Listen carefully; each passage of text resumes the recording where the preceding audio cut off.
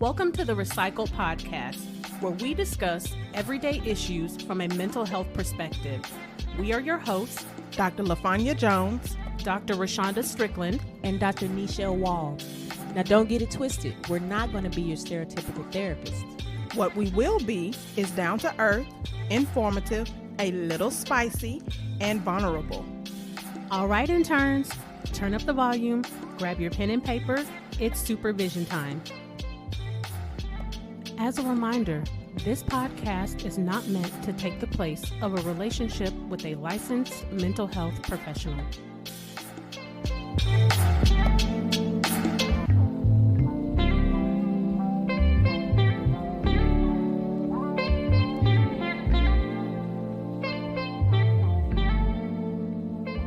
Welcome back to session 24, the mini-me syndrome.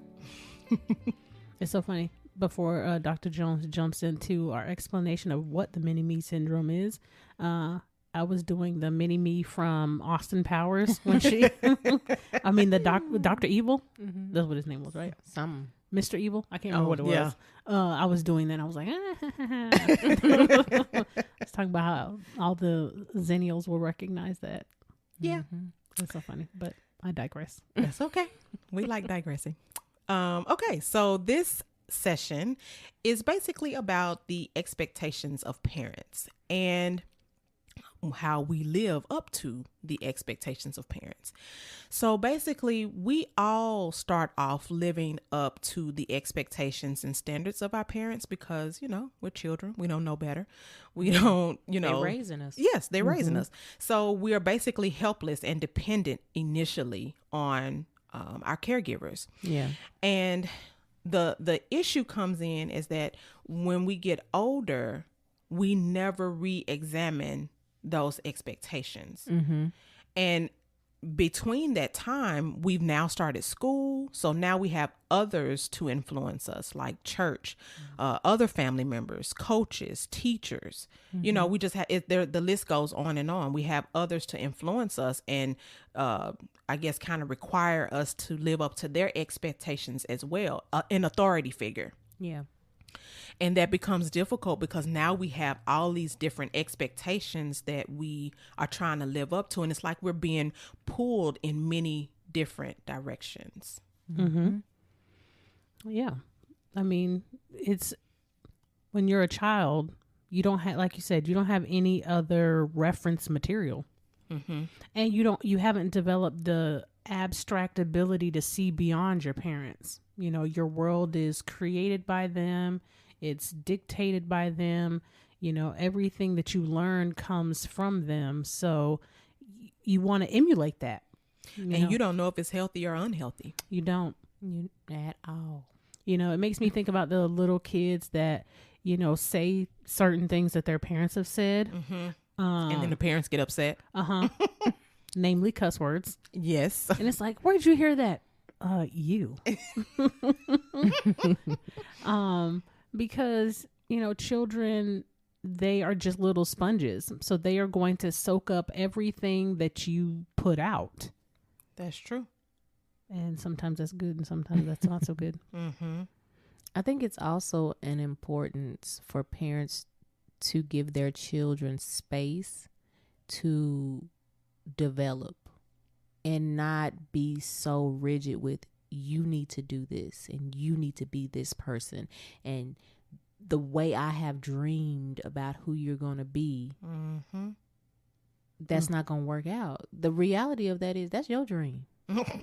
That's not your kid's dream. And it's nothing wrong with you having a vision, but you have to also have some flexibility of, okay, well, my kid don't like X, Y, and Z, so I'm not going to force them into that. So if you want your kid to be somebody who plays sports and they want to be an artist, how you going to force that kid to be a football player when they hate football? Mm-hmm. Like, that's what I'm talking about. Yeah. The other thing that I hear parents say a lot is that, they don't want their children to fail in school. And the reason why I'm bringing this up is because They don't want them to have the stress of knowing what it feels like to fail, but they want them to have the stress of knowing what it feels like to be pushed into perfection or the attempt, because there's no such thing as perfection. So, and as I have a client who, she has anxiety, and she is now exuding that onto her son because he made a C. I said, does a C mean fail nowadays? Because, you know, I'm not in school no more, so I don't know. And I don't have no and children. I don't have no children. So. And she was like, no. I said, I understand. You may want him to make A's and B's. I get it. I'm not saying that he has to settle for a C. I get it. But you are making him think, in order for him not to get punished, fussed at, consequenced, whatever, he has to make either all A's or A's and B's. C's are not acceptable. So he has no room to make a mistake because he didn't fail. This is a mistake.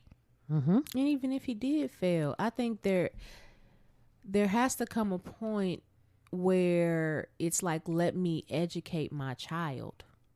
Yeah. And I don't have no kids either, but I have raised several people's kids.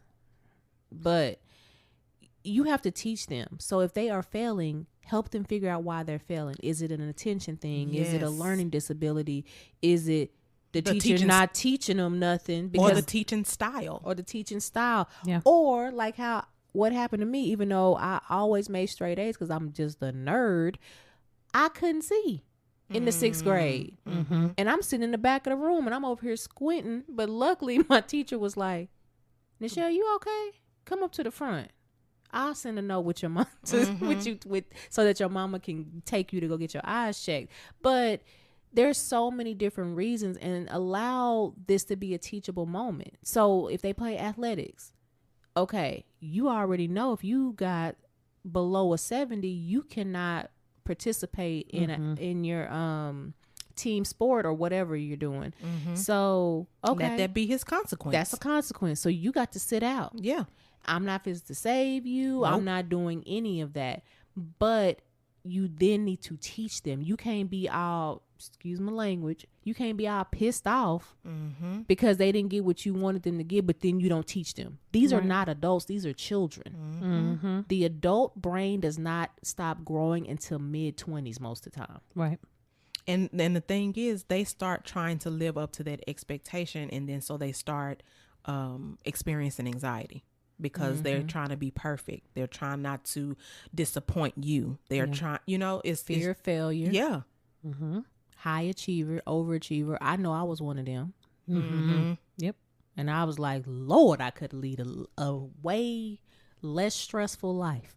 Yes. You better not bring nothing home. You know what I'm saying? That's just not healthy. And I put most of that pressure on myself. But yeah. Well, see, I don't think my parents had to put the pressure on me because they knew that dancing was my life. Yep. So if I got anything lower than a B, I wouldn't be able to dance. So and so actually they let that be my consequence. Oh wow. So I didn't have a choice but to make A's and B's, all A's, whatever. It couldn't be nothing less than a B, because if I did, I couldn't dance. See, my parents didn't put pressure on me like you need to bring home an A or B. But there was an expectation that I just knew stuff already.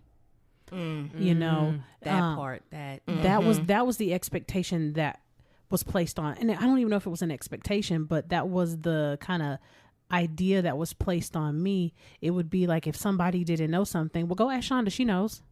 And I could literally have never heard of this thing before. I don't know. And I don't know, but I now have to pretend and fake it like I do know.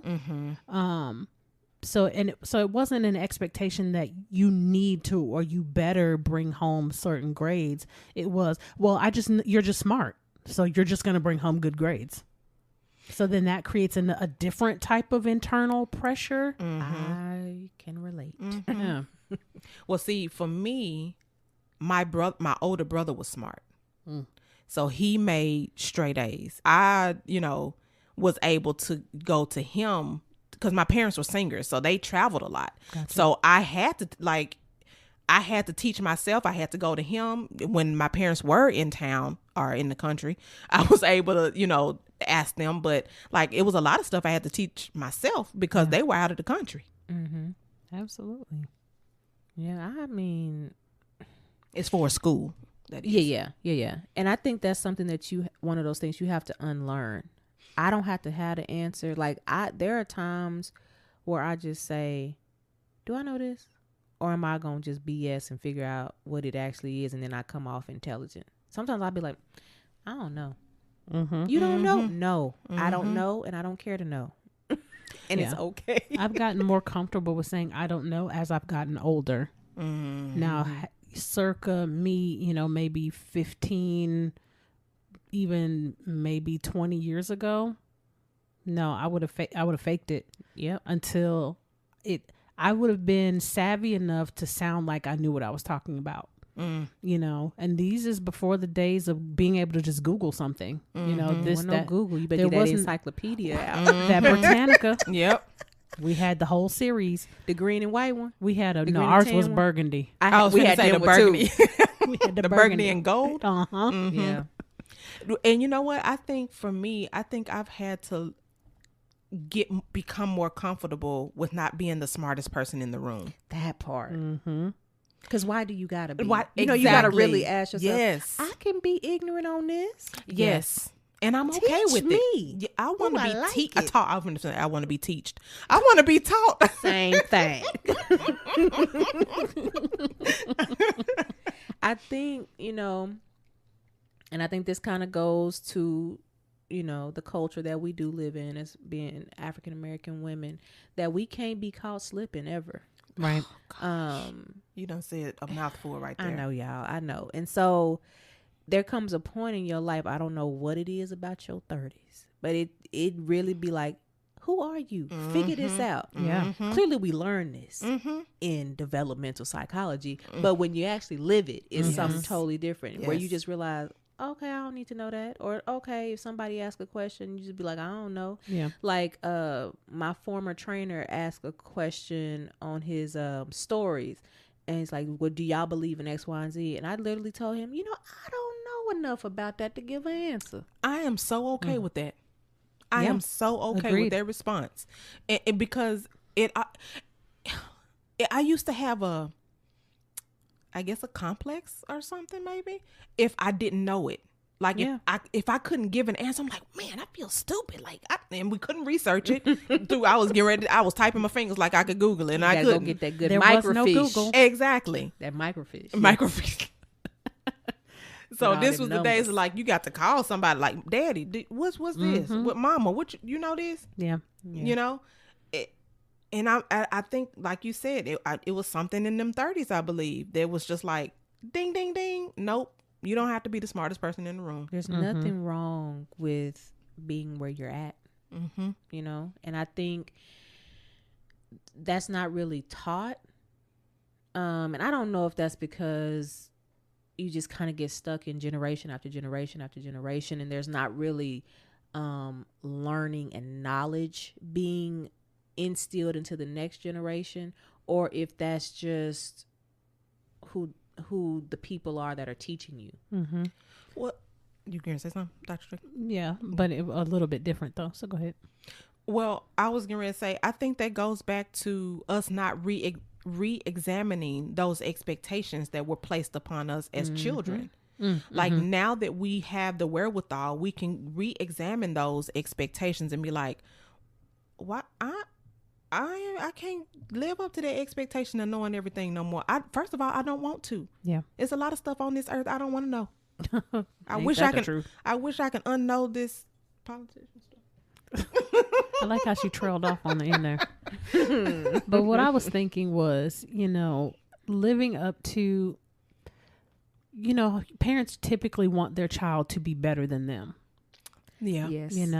So sometimes we as children end up trying to live up to that expectation.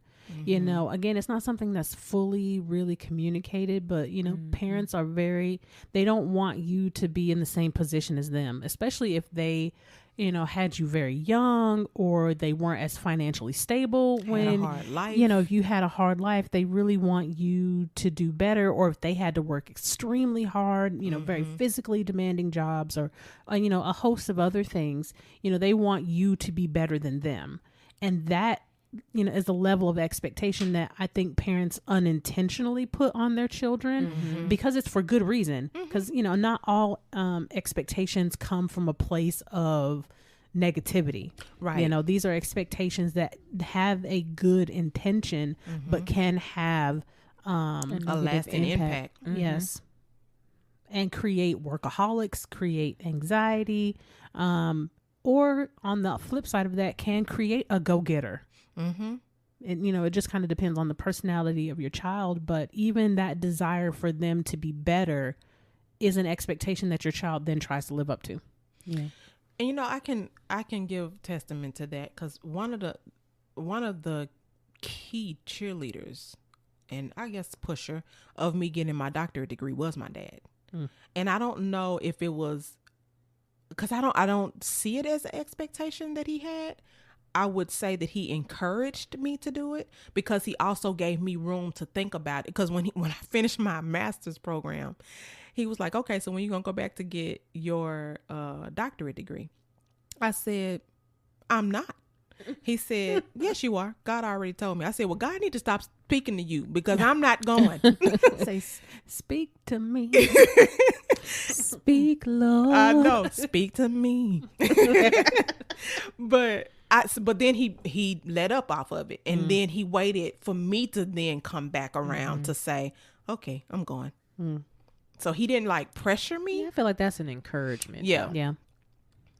Yeah, that doesn't sound like in the traditional way what we're kind of talking about. It doesn't sound like an The expectation. dysfunctional version. Right. So that was more of that's why I say I can speak testament to the healthy version of. Yeah. Yeah, because it's not always coming from this place of being an overlord and you will do what I say, my little minion. It's not always coming, from Where that. did you go in your mind? Exactly. Just then? It's not always coming from that, because, your average parent has good intention for their child and they want what's best for them in the future. But sometimes you can want more for somebody than they want for themselves. Or different than what they want. Yeah. That too. And when I think about that, I think about those children who become doctors because it's expected for them to become a doctor. I was because just about to say something swear about I was that. thinking that Because about we- collectivist societies. Yeah, we have a lot of first generation clients, whether it's first generation college students, whether it's first generation immigrant families, things of that nature.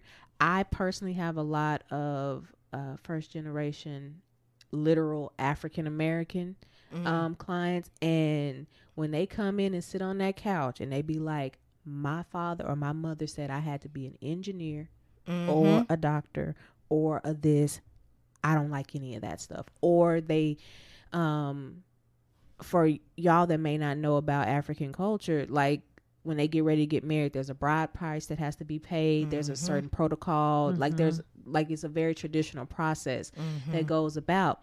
And have y'all tried to counsel a couple through one of them things? No, And not I haven't be actually. disrespectful to their family, but still stand up for themselves. It is a lot of familial expectation and tradition forced on people, and it's not always healthy for them. And you have to tread lightly when you're counseling them, because you can lose them as a client Easily. Yes. You really have to ask them, what do you want? Exactly. Yeah. It literally has to be them talking their self into their own answer. Yeah. You just have to really guide them. Yeah. I have not counseled anybody through that, but I neither. do have a client that is African. And she did talk about how her transformation was with when they moved here and she got married in hold on, I don't want to follow this tradition. I don't want to live my life this way. Because he was of a different nationality. He was also not, an American, but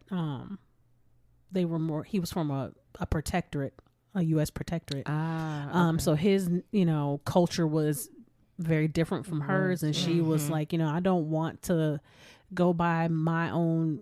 She described her family as tribal. No, these were her words, not mine.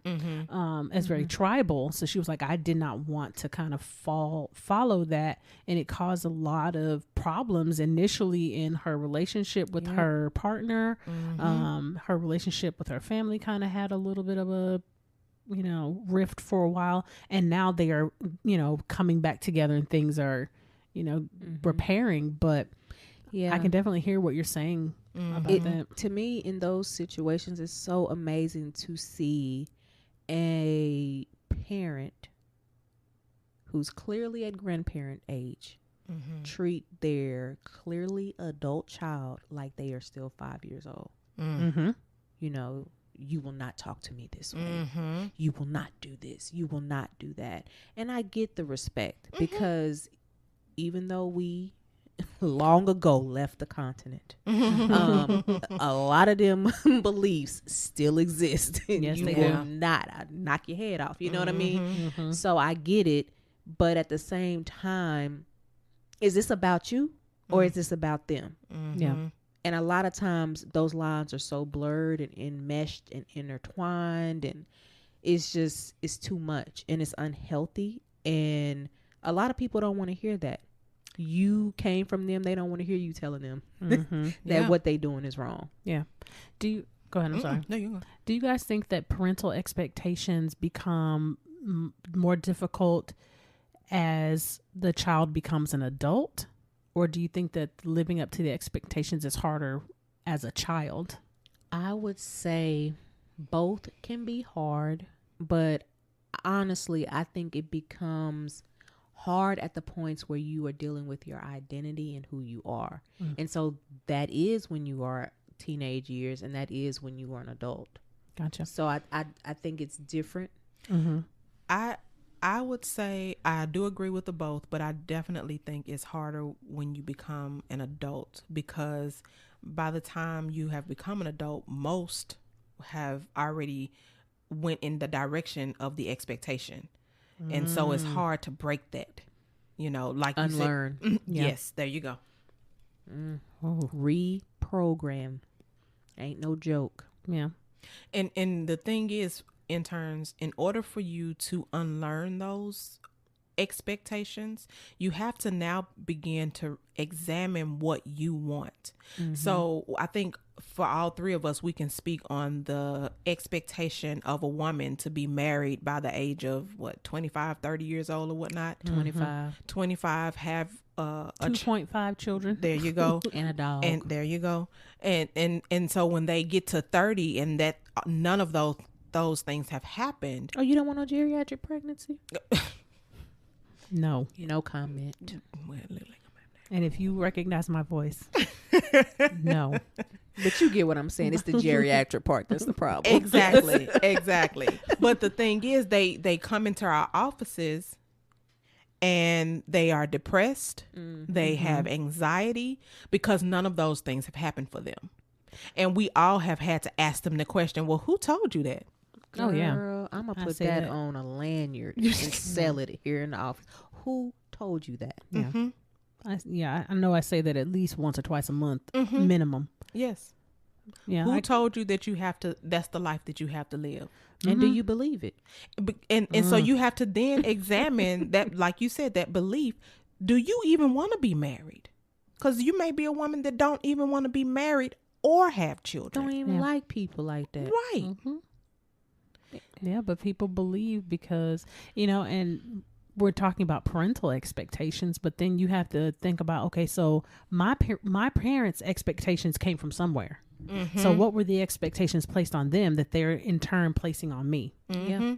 And then, just so, going back and back and back and back. Societal norms is really what it is. Societal norms, bragging rights. Oh, my baby. Don't say nothing. Don't. I tell my mom all the time, don't tell nobody I'm a doctor. Don't tell nobody I do psychology because they think they get something for free. No, I'm going to go lay down and chill. Can I get the family discount? No, because I can't counsel I you. like having a job. Right. I like my license. Yes. Do you know how hard it was to get here? Yes. And I wouldn't do my girls like that. No. Because you're special. You need to go see somebody else. Yeah. Okay. Outside of the office.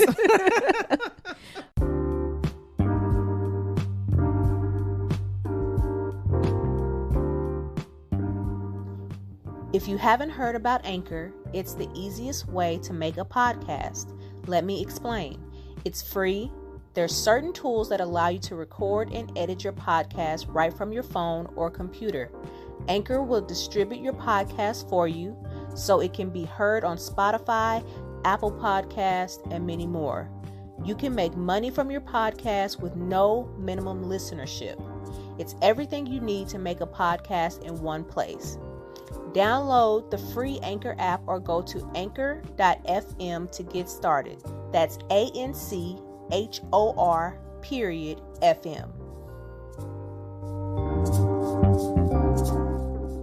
But yeah, I think it's just people, and people who are parents, take this with a grain of salt. I think people who are trying to force things on their kids end up becoming little gods. Yeah. And they're like, it's my way or no way. Or I won't do this if you don't do this. And that's manipulation. Exactly. And if your love is conditional, I don't want it. That point right there. Conditional in that kind of way. Absolutely. You know, because I think there are some ways to be have conditional types of love, but when it's twisted like that, you know, it definitely is not. It's not going to get either of you anywhere, but a bunch of resentment and eventual hatred and distrust. You're gonna yes, that too. Have your child to leave you and never talk to you again. Or they talk to you every day, but they really don't like you at all. Or they have to live a secret life. That one that's what we see right there. That's knocking on the door, asking us, can we schedule? That right there. Oh yeah, I have plenty of clients that live secret lives. It's like, wait, you hold on. Like, oh yeah, my parents are super conservative, and you know, I live a very alternative lifestyle, and they would not be okay with that. And a lot of times it don't even really be alternative. It just be so normal. But their parents are so rigid in what their beliefs and expectations are for their child that they can't be who they want to be or who they need to be. Because at that point, it's not a want, it's a need. And the thing is, I think Dr. Wall and Dr. Strickland both said that, you know, a lot of times parents really do want the best for their children. But if you want the best for your children, you have to allow them to evolve in their own way. You guide them, but they have to be able to evolve into whatever it is that they're going to become. And if that is a mail carrier, that's a mail carrier. If they're going to be they make good money. Yes. Okay, people be sleeping on the garbage, the waste management. They people. make more money than most people. They make like $60,000-$70,000. You like, hold on, I know for somebody hanging on the that, back of the truck. I know somebody that and I went makes to like school all these years. $85,000. I know, right? I said, what'd you say? 85? I said, I'm in the wrong profession. I know. Sometimes these don't sleep. Hey, don't sleep on the trades. Exactly. Do not sleep on trades. People that are in trades. Because they out here not going to college, and making themselves sick to death, and out here just living their best life. It ain't got nobody student loan to None. Now, if you're going to be sorry at it, don't do it. Right. Okay? Because I done had some bad garbage men gonna just leave a trash can laying over there like that. That's just true. Disrespectful. But man, you can live a very productive life, you know, with a trade. But again, this goes back to expectations, because our society has told people that in order to be successful, there is like 3 careers you can have. Because they have to be prestigious. You can be a doctor, you can be a lawyer, and you can be an athlete. I was going to say like an engineer. Like it needs to be an architect or an engineer, even though those are necessarily probably more prestigious in title versus actual like the mechanics of the job, but like there's only a handful, and I would add athlete in there, but there's only a handful of careers that American society says are acceptable. Mm-hmm. You know, so then that gets into people's heads. So then parents say, well, you know, you should be a doctor, or you should be a lawyer, or, well, I thought you were going to go to school to be a nurse, or they'll say something like, well, why are you going to nursing school? You could go to med school. Right. Or why you want to be an artist? They don't make no money. Starving artists is real. Really? But they make beauty too. And we need that. You need all so of it. much so. Because this world is ugly. So we need everything. We need everybody to do what they doing. Yeah. Yeah. I mean, and there's nothing wrong with it at all. And I would say for parents, you know, I'm not a parent. So again, this is something you can take with a grain of salt as well. But check your reasons for having children. That. You know, if you are having a child because you want to live out your dream, because you know, didn't get to become prom queen, and you think you're going to have a child that's going to be this beautiful and sign them up for toddlers and tiaras, and, you know, you're going to parade them around like a little Barbie doll, you know, like check your reasons for having children. You know, is it about you want to be pregnant, not necessarily be a mother? Is it, you know, that you want an NFL player? Like, what is your reason for having a child? Was this person brought into this world to enrich your life? Or was it brought in to trap somebody else? Oh, God, that is that. How many of us on this planet exist because they thought it was going to keep somebody? Can't nobody be kept that don't want to be. Say that again. Girl. If I could... Or because you were lonely. Yeah, that is true. I want somebody to love me. You are the person that is supposed to love you, not your child. Yeah. They don't, like we said in a session of a few sessions back, like it take a while before your kid is on equal ground with you. Yeah. So they need to be able to offer something, and you need to be able to offer something. Yeah. When they kids, whether that's an adult or not, when they kids, you still offering to them and they don't got nothing to give to you. Nothing. And the thing is, because when they're children, they're selfish because they don't, everything is mine. Everything is about me. And they don't know no better. And they growing. Right. They are developing. They are figuring it out. You are their ultimate teacher, their ultimate guide. And let's just be honest, there are a lot of sucky guides out there. Because if your motives were wrong in having the baby, you're not going to make sense as a parent. I'm trying to filter those words. Well, that goes, you know, that kind of goes back to that. And I'm sure we've all heard this at some point where people say, well, you should have to have a license to have kids. You know, I know we've all heard people say that. You at least need a class. You need a class. You need a manual. You need your license. You need a therapist. You need a family therapist. Okay. All of that. Like that's where that it takes a village idea.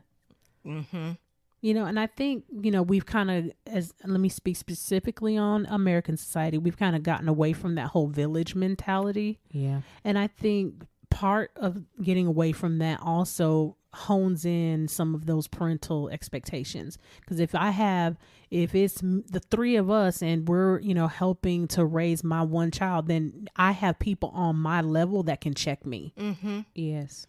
You know what I'm saying? That's one of the reasons, like, I've been trying to get my parents to move here, because when I do have my child, I want my parents to be involved with teaching me how to be a parent. You know, Mama, you hear that?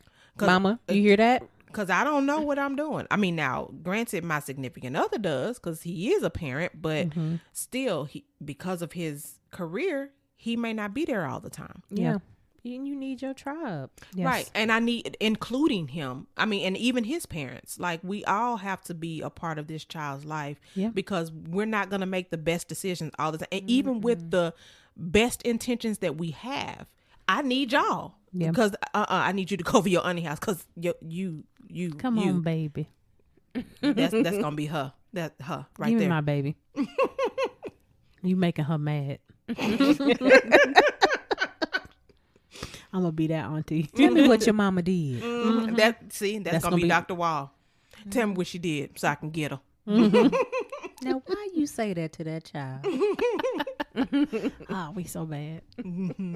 Yeah, but I mean, just watch your expectations, interns, and examine them. Whatever it is that you are doing, because like you have to go through a series of questions when you're doing things. The career that you're in, are you in it because someone expected you to be in it? Are you in it because you want to be in it? Are you in it now because you were expected to be in it and now you're stuck?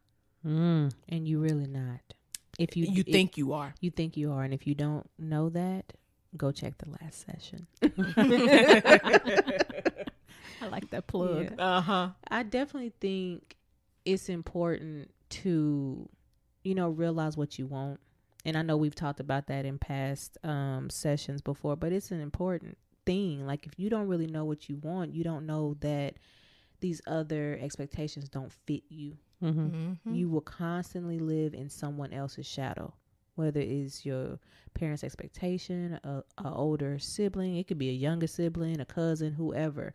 And you got to live in your truth, stand on your own 2 feet. Now, that don't mean isolate yourself and do it by yourself. I'm not saying that, but you need to figure some things out.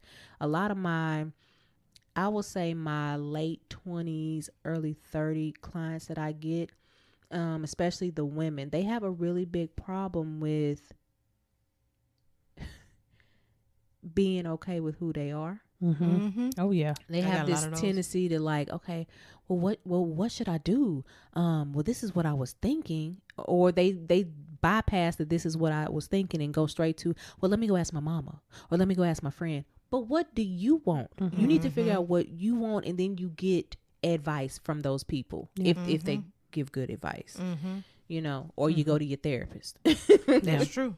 Yeah. Because it's interesting you saying that, because I think it was a couple of months ago I was telling Dr. Strickland, when I gained weight, I stopped being able to obviously wear the clothes that was in my closet, and so I had stopped shopping. So here recently I've been losing weight, and I'm like, okay, now I need to figure out what my new style is, and I had to examine that for myself. Like, do I still have the same style that I had back in the day? Probably not. So, but like, so what is my style now? And I mean, I know that's something very simple, but it's those things that make us, it's a part of our identity that we have to create ourselves based on the way we think, on the way how we like to show up. One thing that I like for people to do, just using your example, is, go get something, look at it in the mirror, try it on, do it feel good? Like, what feeling do you get from it?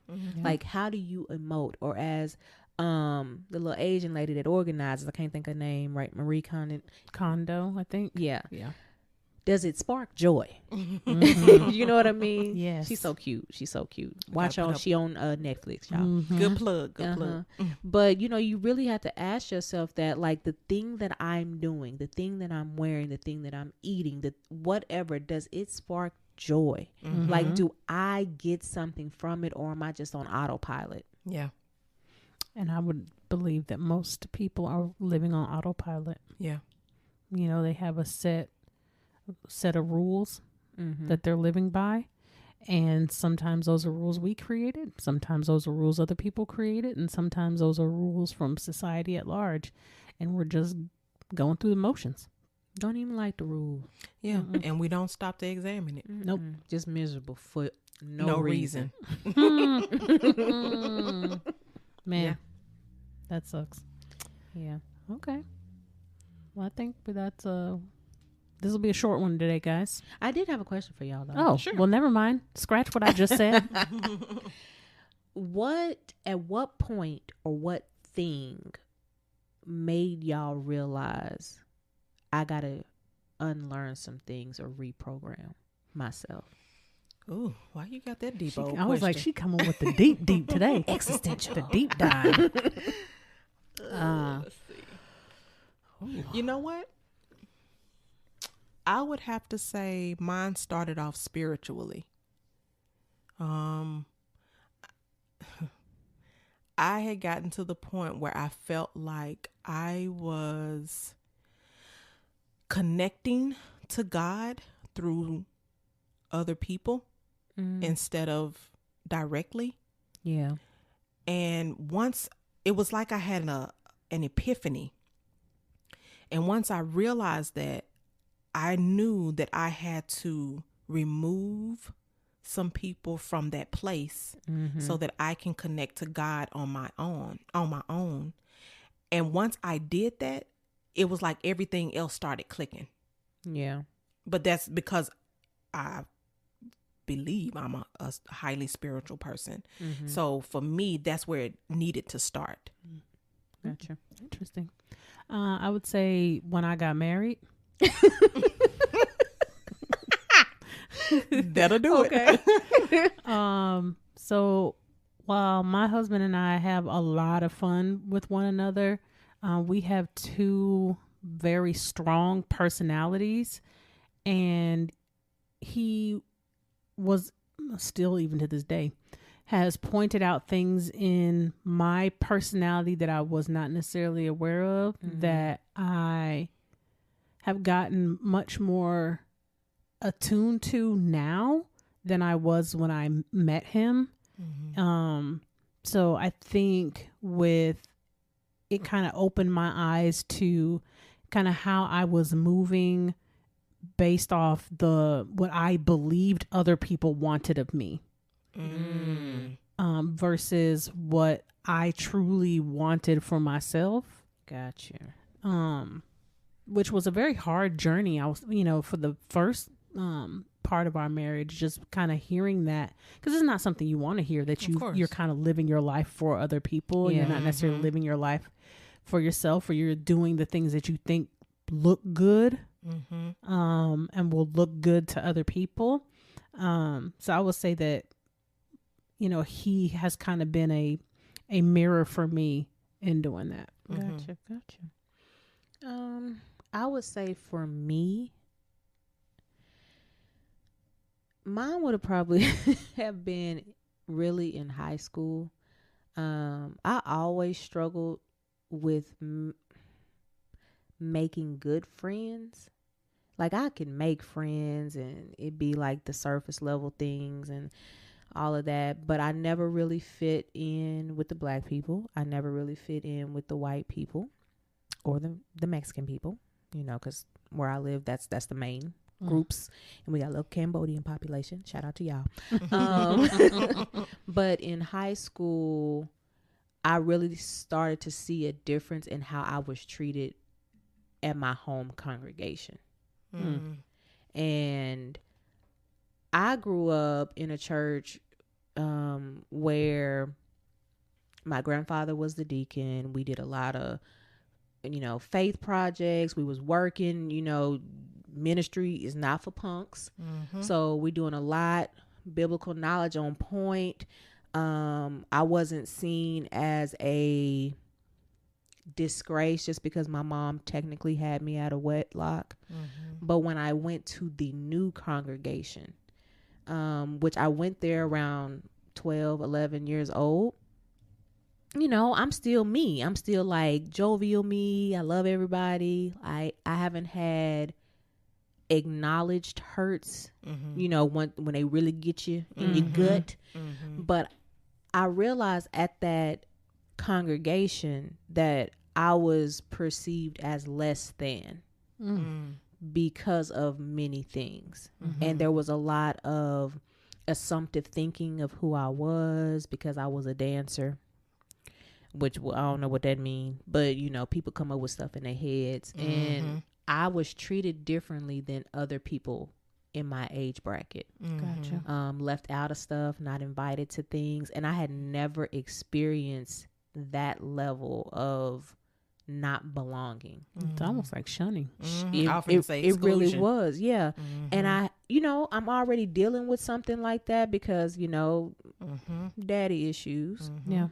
Then, a major death in my family, my grandmother, now this. And so it's like one abandonment issue after the other, to where there were many times when my mom just like held me in her arms and her lap and be like, baby, these people don't matter. But of course, at that age, Everybody matters. everybody matter, and you just, your feelings are hurt. Your friends and people matter more than what your family thinks. Exactly. Sometimes. Especially when you are a sensitive kid and Yeah. you're just like, I just want to love people. So I think at that point is where my journey started. Now, of course, my journey is not over, but at that point, it's kind of like, okay, I had to learn that I needed to embrace who I was as a sensitive person, as somebody who everybody didn't have to like, even though I didn't do anything to anybody. And I used to, I'm not gonna say who used to say this, but it used to really piss me off. It's like, well, people are jealous of you because you're so pretty and talented. That's not really helping me right now. I don't care the reason. Yeah. I need you to help me pick myself up and be able to process this properly. What they doing is what they doing, and if they want to be evil and mean and vindictive, then they can do that. So I had a lot that I had to like endure because as a kid, you can't tell your parent we going to a different church. Right. Your parent tell you where you Right. going. Okay. Exactly. At least in the black family. Right. But I would say that's where mine kind of started, and it did lead to a very, I think at that point I went even more into myself, which is not always a good thing for somebody that's incredibly sensitive. Or introverted. And y'all know. Yeah. Well, and then That's a good question. I would, what really was. I would even have to add to mine when you said. So for me, like I said, mine started with spiritual, but for a long time I identified as a student because I was a student all my life. So I identified as being so it took me a while to get out of the mind frame of transitioning into adult because because when you're a student, it's like I'm still a kid, because kids go to school. So I had to, so that was my first transition, but then my second one, Dr. Strickland was saying before, having those different transitions in your life to grow and everything like that. Oh, yeah. I can think of several different parts of my life where that question would be relevant. My teenage years, there's a few defining moments that I'm not going to get into on the podcast. Then my 20s, I've made slight mention that I was in a domestically violent relationship in my early 20s. So that was a defining moment. Getting married was a defining moment, and graduating and being in grad school was a defining, there's so many, like each of these phases, I think, that kind of You're gonna get multiple. right. And I think it triggered, each one of those moments triggered something in me about kind of what I believed about me, what I was told about me, and how those two things come together. And how those situations affect my actions. So, I could answer that in multiple ways, but if I had to just kind of boil it down to a recent part of my life. My spiritual one was my recent one. I would probably say my most recent, of course, is the breast cancer diagnosis and dealing with worth and like, okay, I ain't got no boobs no more, or as I like to call them, my foobs, my fake boobs. And like, who's gonna want you, and do I look at myself as damaged goods? And you have, even though it was a brief thought process, because I was like, we it's go time, we got stuff to do. It's still something that I had to process, and I think y'all can attest to this. I am a different person. I think I'm more me, more into like the person that I truly am, and I'm not ashamed to be her. Yeah. Yeah. I would agree with that. You took the words. I couldn't say it fast enough. That's all right, friend. I got you. Thank you. Appreciate it. Yeah. Okay. But I can agree with that. Okay. Dang, Well, that was deep. Mm-hmm. You know, I just want to have like a deep dive. Maybe when we do the next This Broad, like we can just ask like these really like deep, you know, like Thought-provoking questions. You Yeah. know what I'm We saying? might have to do the segments like we did last time, because y'all already know we gonna have to talk about this election. Oh, yeah. And this going on now. I'm not gonna even use my words. Don't even that's Word not that I right. wanna We're not use. recording that right Okay. now. The don't we just gonna say the tomfoolery of 2020. Yeah. Yes. Amen. Yeah. Hallelujah. But yeah, I love doing the deep dives. Mm-hmm. I love doing They those. make the best conversations. They do. They do. Okay. Well, we hope y'all enjoy 'em. Yes. That's number one. Don't forget to like, share, and comment. All that good Yes. stuff. Write us a good old review on that iTunes if you listen on iTunes. You know, comment on the Facebook and Instagram posts. You know, so that we know y'all are there. Yeah. Yeah. And look at it. Listen to us on YouTube. That too. one too. You can comment there too as well. And trust, we hear y'all, so it's coming eventually. Now we're not gonna put a date on there so we don't pigeonhole ourselves, but we will definitely be getting the video started because we want y'all to see the shenanigans that Yes. that come along with our voices. Because it's nothing worse than like you hearing somebody on the radio and it's like, what in the world do them people look like? And then when you go finally see them, you be like, that is not What I thought. what I thought. So y'all don't have to do that. We're gonna take care of y'all eventually. We're going to get it together, y'all. Well, Okay. our quote for this session is, I have no responsibility to live up to what others expect of me. That's their mistake, not my failing. And that is by Richard Feynman. Must be this volume control. So, okay, interns, process your notes.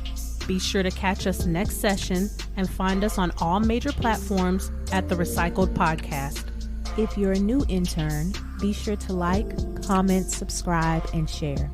Thanks for listening. And remember, we are shifting and reshaping our psyche through healing conversations and connections, one discussion at a time.